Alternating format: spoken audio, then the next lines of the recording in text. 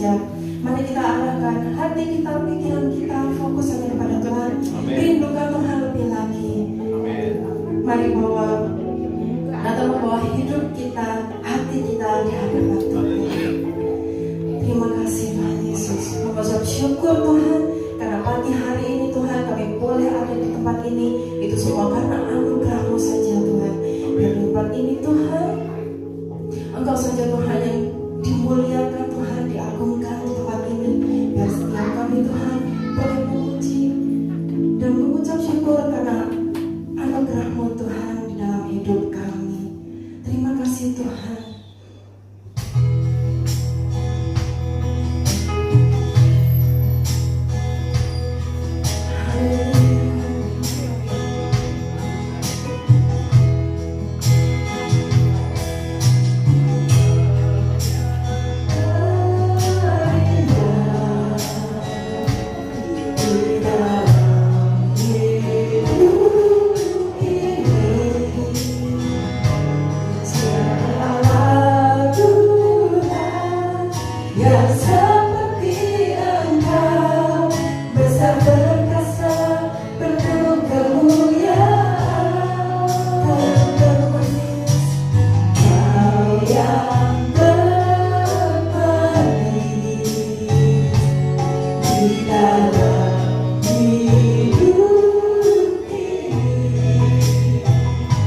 Cinta kau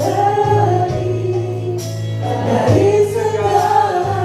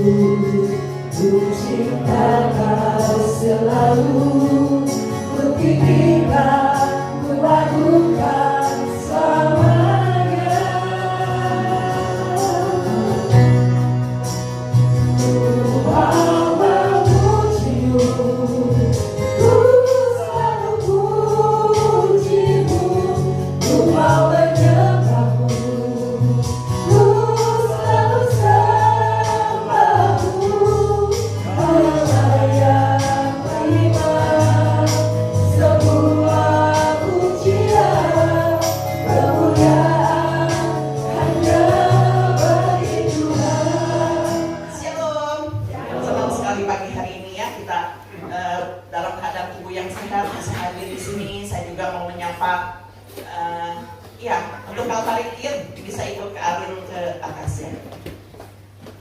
Ya, puji Tuhan. Dan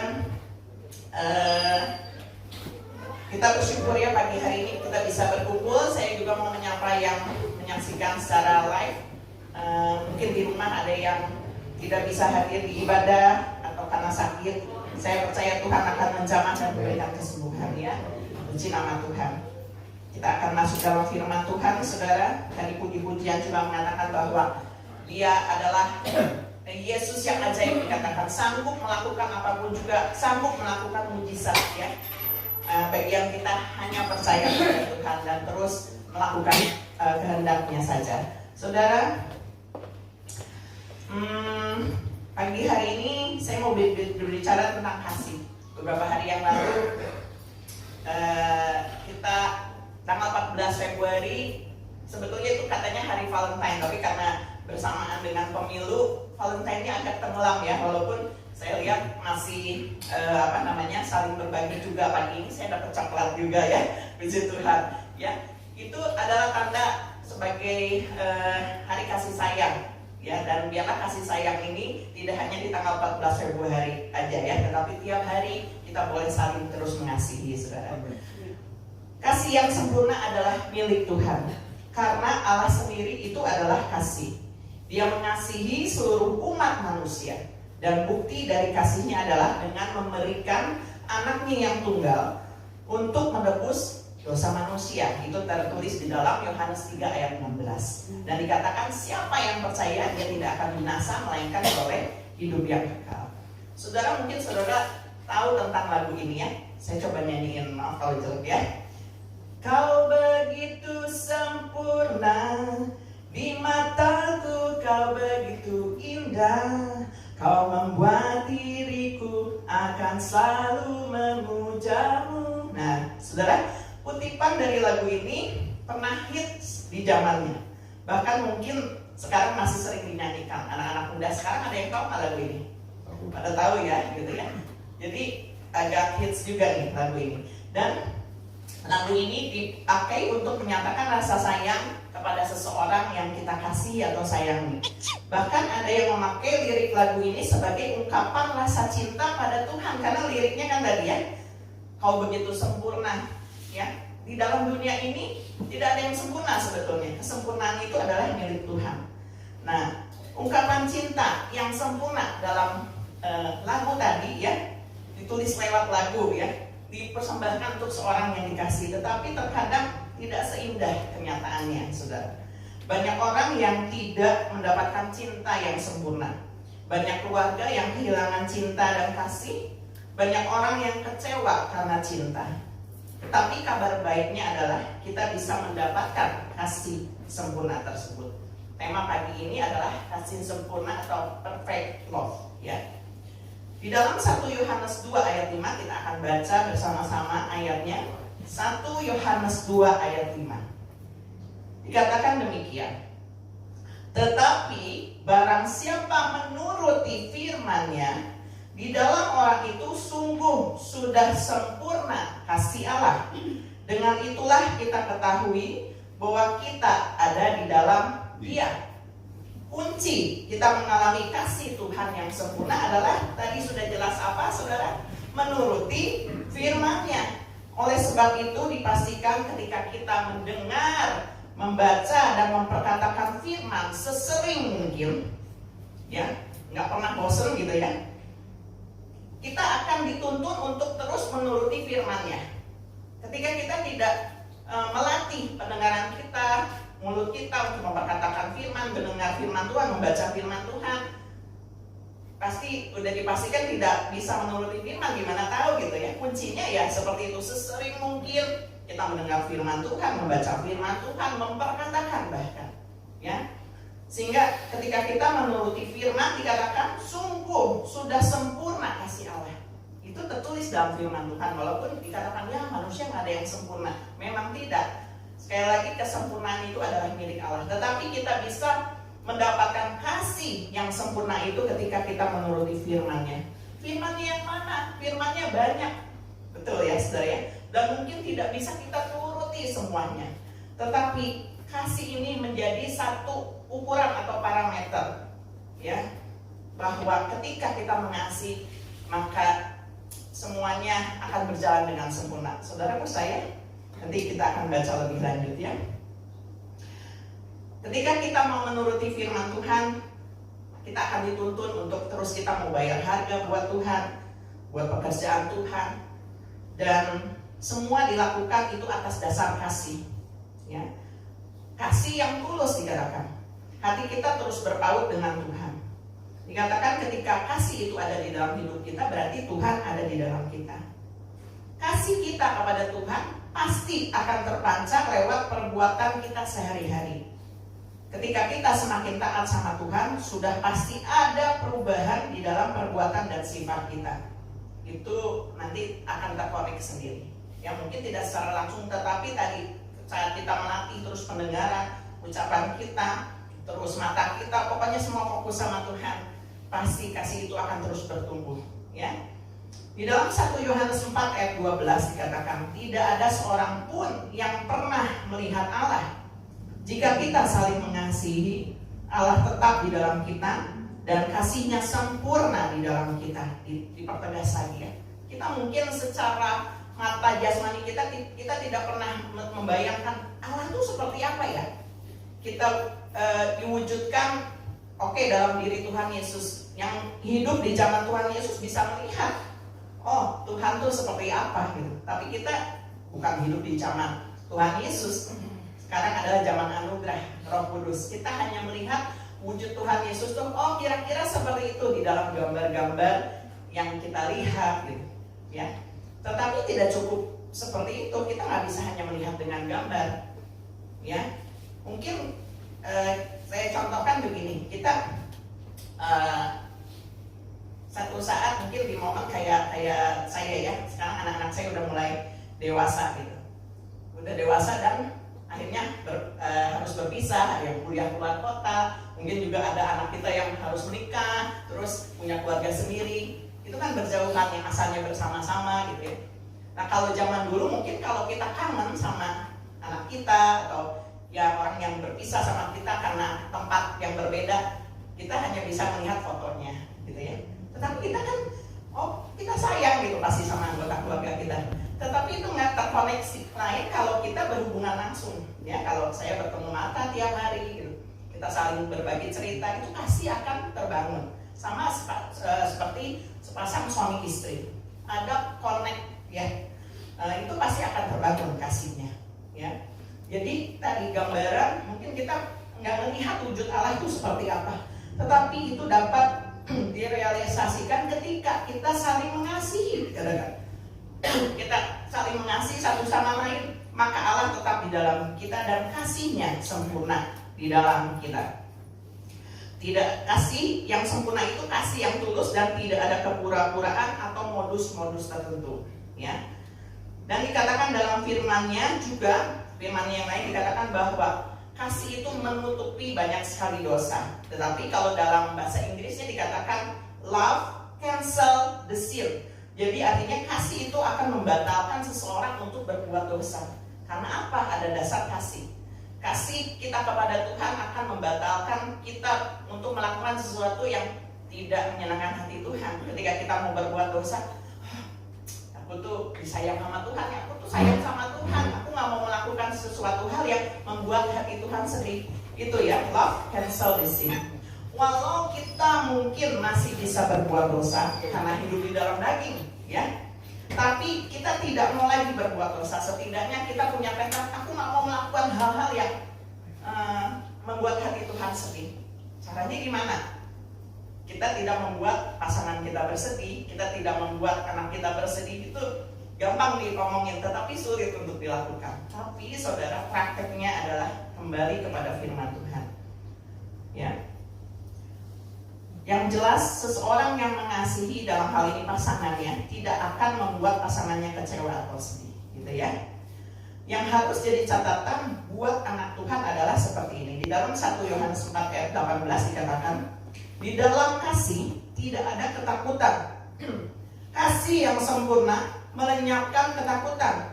Sebab ketakutan mengandung hukuman, dan barang siapa takut, ia tidak sempurna di dalam kasih. Ketakutan yang seperti apa? Gitu ya.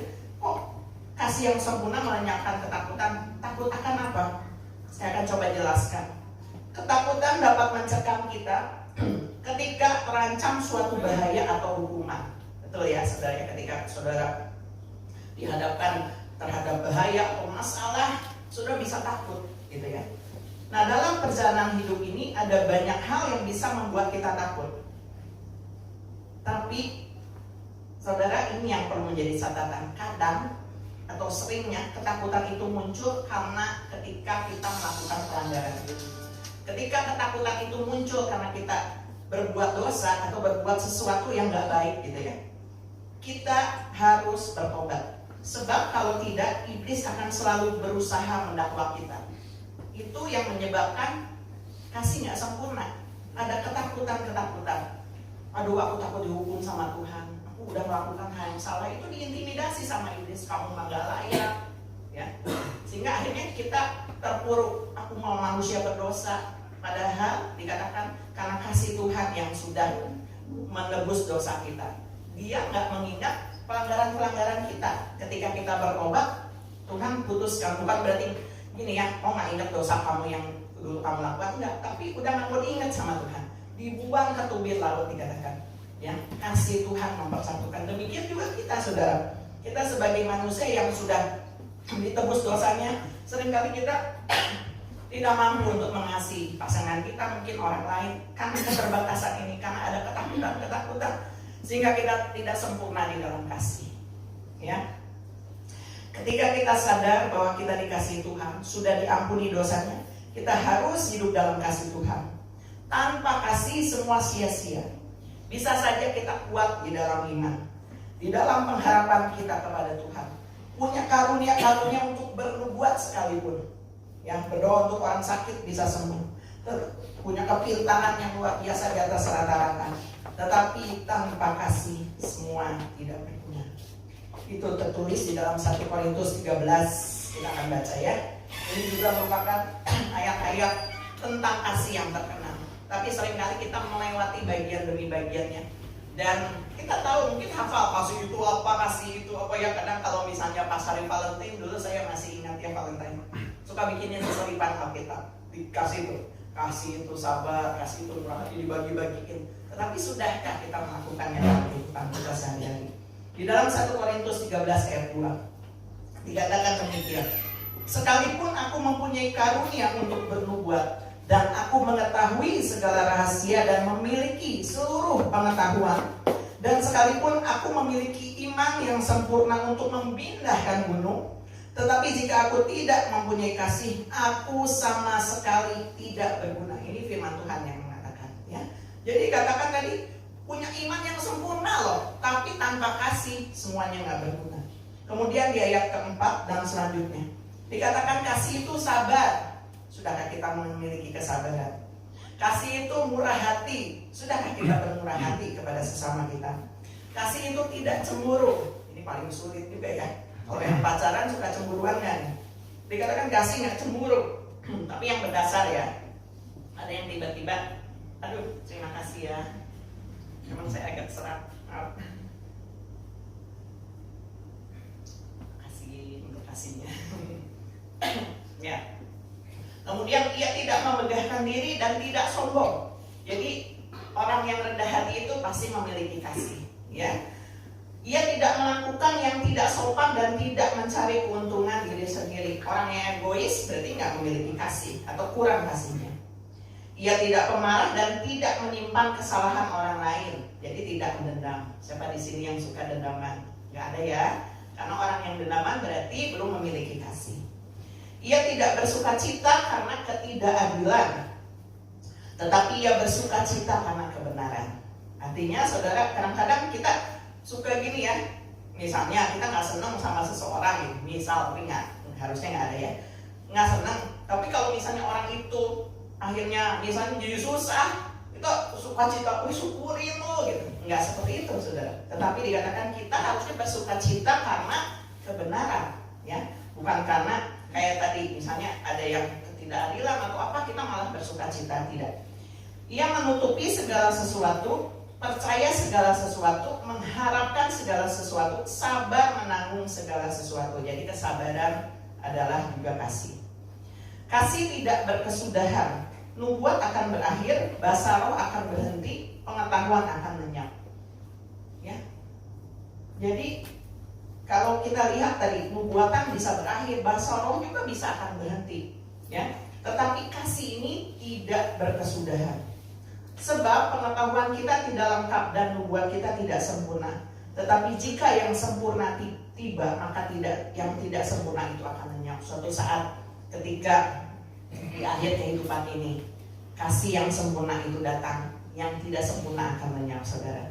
Yang tinggal hanyalah kasih.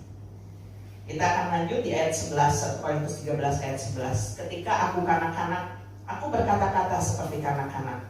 Aku merasa seperti kanak-kanak. Aku berpikir seperti kanak-kanak. Sekarang sesudah aku menjadi dewasa, aku meninggalkan sifat kanak-kanak itu. Karena sekarang kita melihat dalam cermin suatu gambaran yang samar-samar, tetapi nanti kita akan melihat muka dengan muka. Sekarang aku hanya mengenal dengan tidak sempurna, tetapi nanti aku akan mengenal dengan sempurna, seperti aku sendiri dikenal. Kita dikenal sama Tuhan. Kita nggak sempurna, saudara. Mungkin tentang kasih ini kita belajar sama seperti seorang anak-anak, ya. Di dalam hidup berumah tangga atau berkeluarga, kita harus memelihara kasih. Karena keluarga adalah komunitas terkecil yang Tuhan bentuk di mana harus ada kasih. Ketika seorang suami dan istri, perempuan dan laki-laki dipersatukan, dikatakan dia menjadi satu tubuh, dikatakan. Bukan lagi dua, secara fisik dua gitu, tetapi harus menjadi satu tubuh. Yang tadinya mungkin punya pendapat yang berbeda, karakter juga mungkin berbeda, tetapi ketika menikah, mereka akan dipersatukan di dalam satu tubuh. Tidak ada lagi ini punyaku, ini punyamu, tetapi milik bersama. Bahkan ketika mereka menghasilkan anak-anak, ya, harus ada kasih. Sebagai orang tua harus mengajarkan tentang kasih. Seorang anak mungkin tidak memahami bagaimana kehidupan cintanya itu seperti apa waktu dia lahir, nggak tahu. Tetapi dia akan melihatnya dari kehidupan orang tuanya. Ya.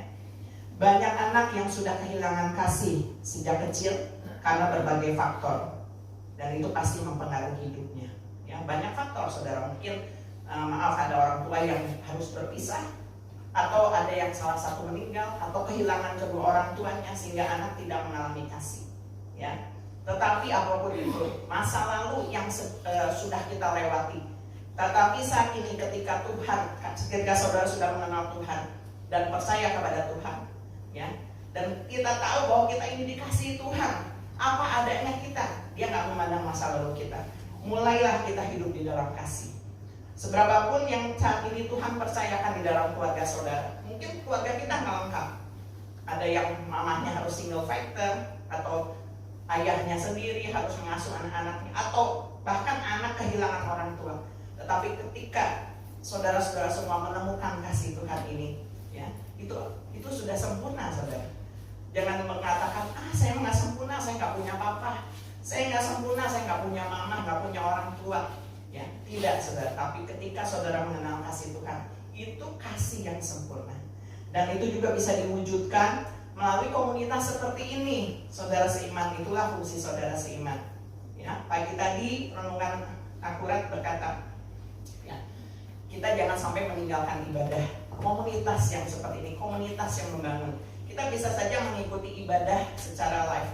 Mungkin ada orang-orang yang tidak bisa datang karena keterbatasan fisik ataupun hal lain, sehingga harus menyaksikan ibadah secara live streaming. Tapi kalau saudara diberikan kesehatan, masih punya kaki untuk berjalan, saya salut sama Ibu Yance pagi hari ini bisa hadir. Puji Tuhan, tadi jalan kaki loh dari daerah Odeon, ya. Semangatnya untuk ibadah ada luar biasa. Komunitas seperti ini akan menjalin kasih, saudara. Walaupun kita mungkin berbeda karakter, ketika kita ada dalam komunitas, kita bisa aja berselisih, berbeda pendapat. Tetapi kasih Tuhanlah yang mempersatukan, amin, saudara ya. Jadi memang ada yang sempurna, tetapi ketika kita mengenal kasih Tuhan, kita nggak lagi membeda-bedakan orang. Tidak ada lagi si kaya dan si miskin. Tidak ada lagi, oh kamu bodoh, Pak, saya pintar. Aku orang berkuasa, kamu kedudukannya rendah. Enggak, saudara. Tetapi kasih Tuhan mempersatukan segalanya.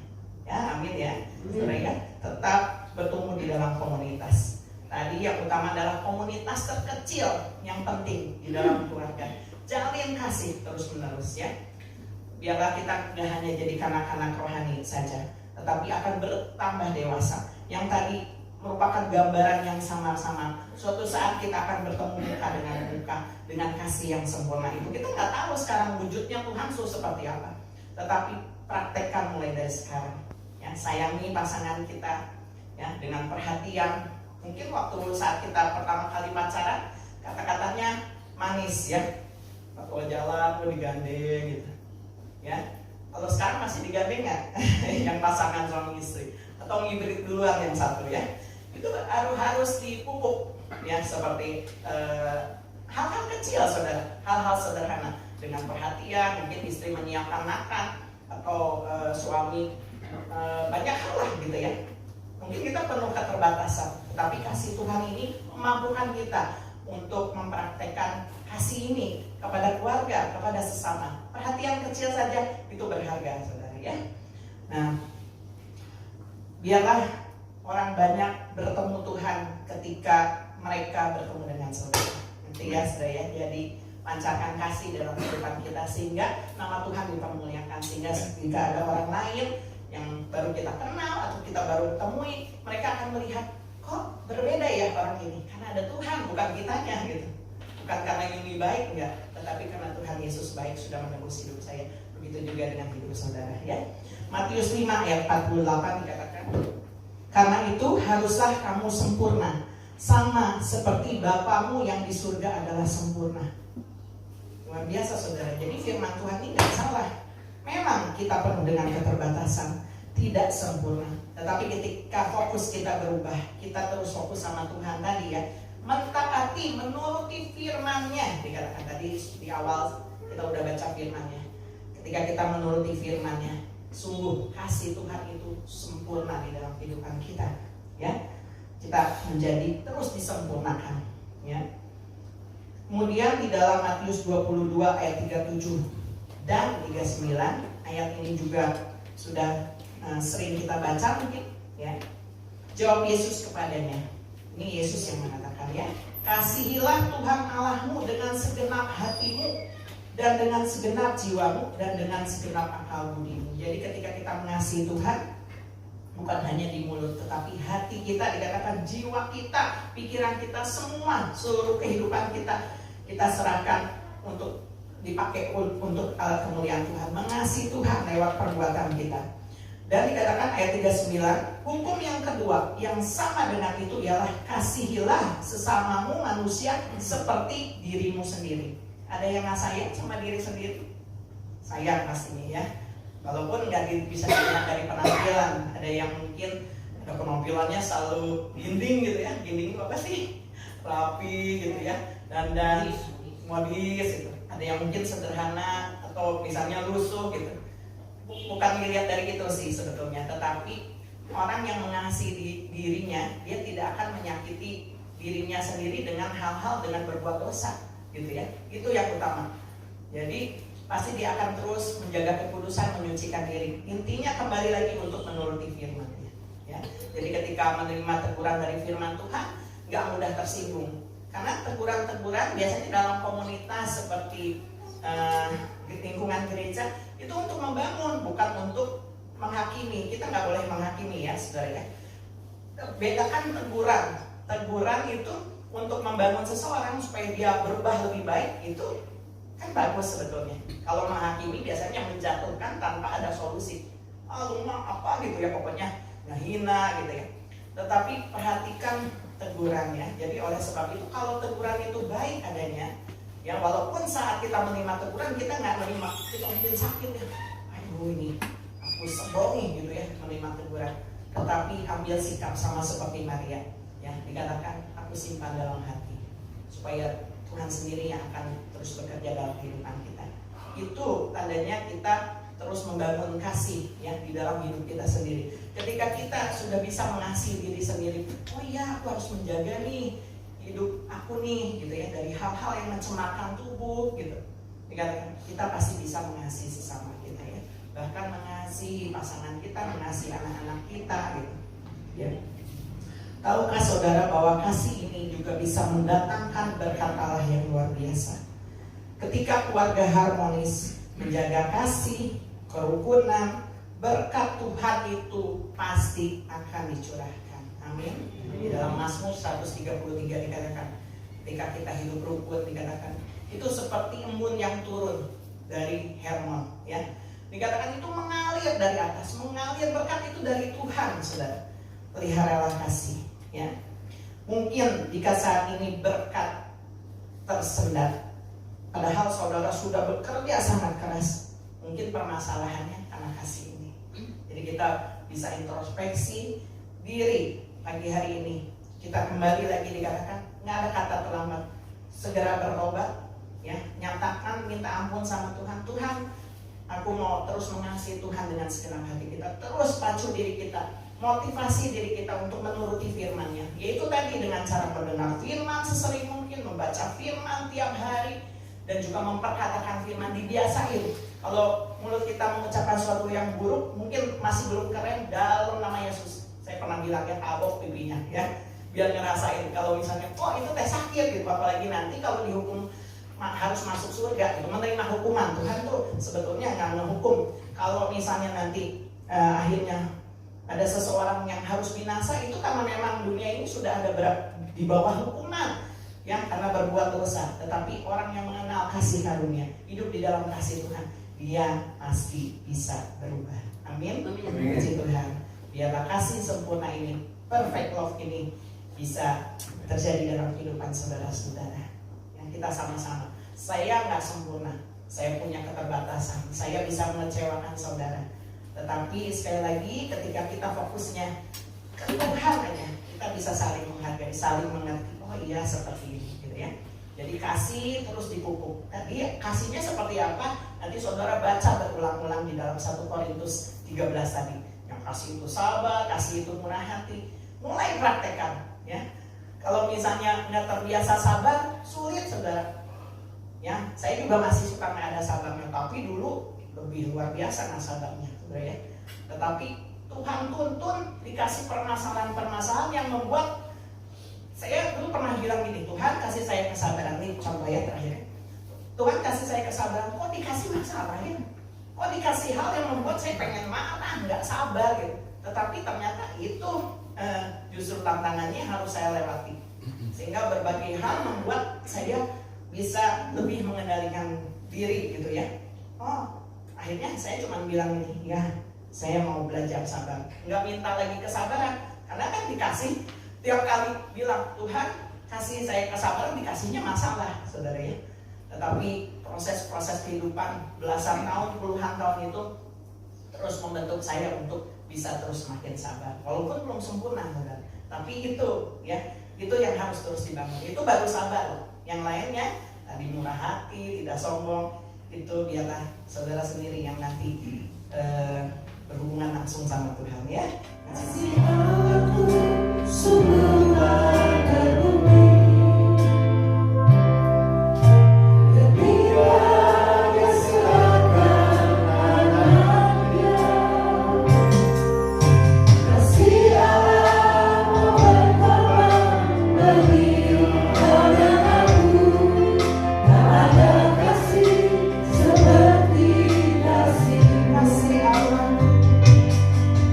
Kasih Allah ku sempurna.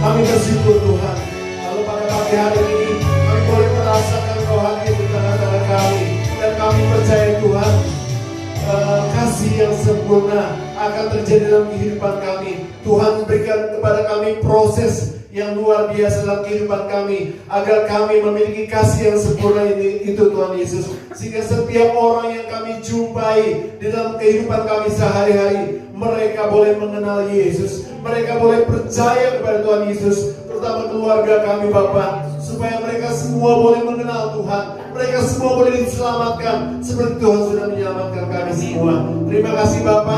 Kami percaya Kau sudah beracara pada hari ini.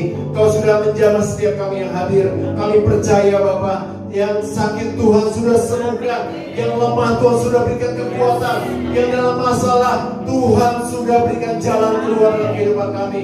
Karena kami punya Tuhan yang hidup, punya Tuhan yang besar, punya Tuhan yang luar biasa. Terima kasih Bapa. Terpuji nama-Mu Yesus dari kekal sampai kekal. Saudaraku, mari kita angkat tangan kita. Saudaraku, terimalah berkat yang besar dari Allah Bapa, Allah Putra dan Allah Roh Kudus akan memberkati hidup nikahmu, memberkati keluargamu, memberkati pekerjaan dan hasil kerjamu, memberkati studimu, memberkati kesehatanmu mulai hari ini sampai Tuhan Yesus datang kembali. Terima berkat itu di dalam nama Tuhan Yesus Kristus. Yang percaya sama-sama katakan amin.